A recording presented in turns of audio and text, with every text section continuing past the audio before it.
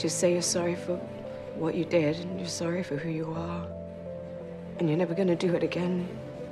But you do. You do it again. How do you find yourself overcoming obstacles in your daily life?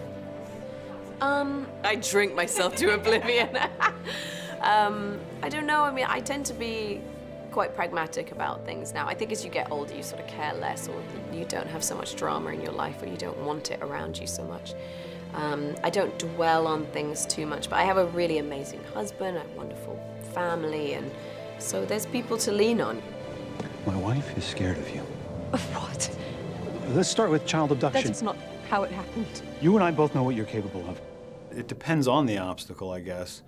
But if I have obstacles in my life, there's some that you can't do anything about, the loss of a friend or a loved one, or those are just obstacles that you just try and get wisdom around.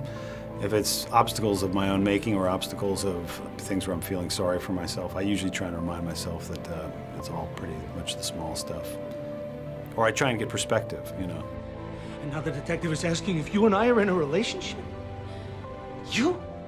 I would never even get near someone like you. I always look at my life and just think, well, are you happy? And if you're not happy, why? And if you're not happy, then sort it out.